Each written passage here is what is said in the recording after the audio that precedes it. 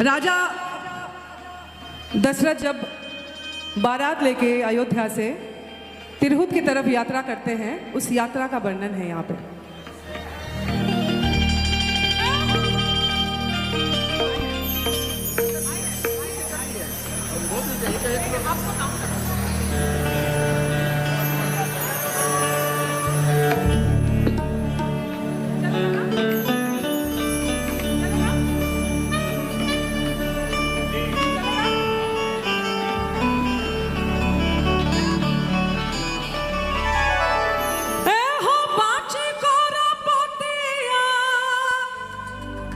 जबानी सुन ली बतिया, राम राम हरे हरे। आहो दूता के सबूता मजगुतिया, राम राम हरे हरे।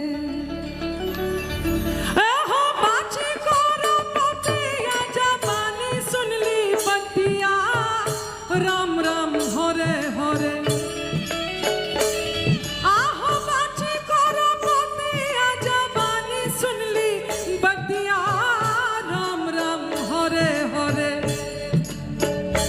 आहो दूत के सबूत मजगुतिया, राम राम हरे हरे। आहो दूत के सबूत मजगुतिया, राम राम हरे हरे।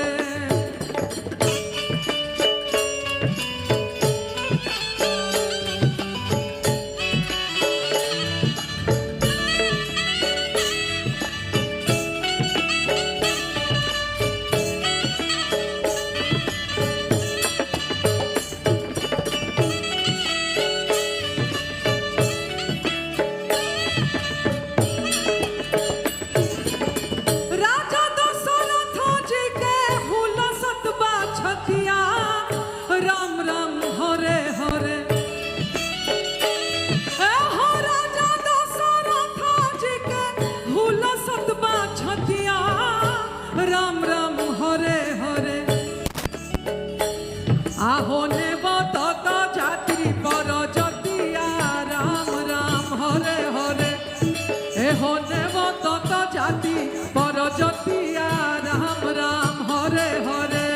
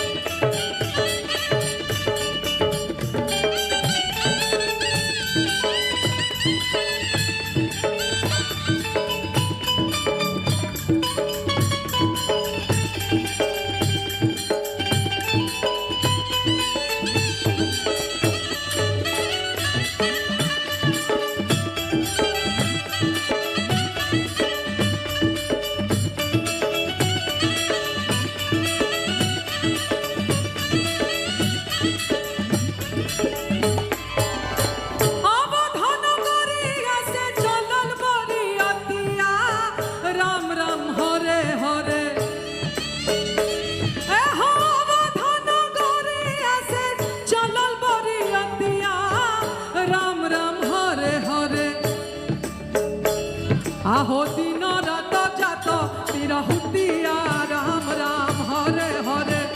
आहो दिन रात जात तिरहुतिया, राम राम हरे हरे।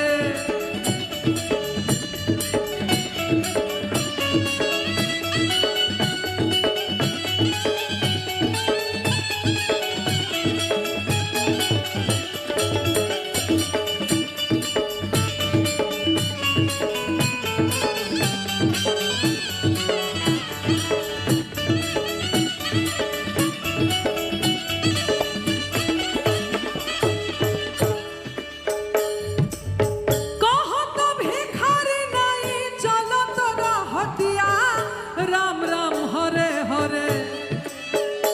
एहो कहत भिखारी नहीं चलत रहतिया, राम राम हरे हरे। आहो मौज होखत अलपतिया, राम राम हरे हरे। एहो मौज होखत अलपतिया, राम राम हरे हरे। बाची कोरा पतिया, जबानी सुन ली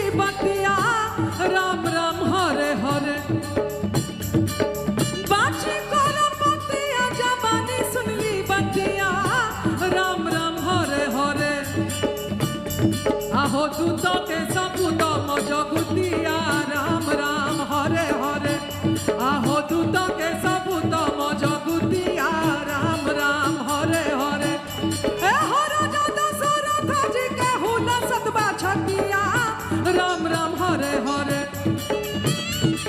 राजा दशरथ जी के हुन सतबा छतिया राम राम हरे हरे आहो ने बदत जाति पर जतिया राम राम हरे हरे आहो ने बदत जाति पर जतिया राम राम हरे हरे ए हो दूत जाति रहुतिया राम राम हरे हरे आहो मौज हो कलयल बतिया राम राम हरे हरे दूत के सबूत मजगुतिया राम राम हरे हरे।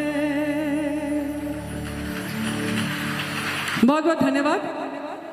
और इसी के साथ हम कार्यक्रम का समापन करते हैं, क्योंकि इसके बाद कुछ भी अच्छा नहीं लगेगा श्री राम जी के स्मरण करने के बाद।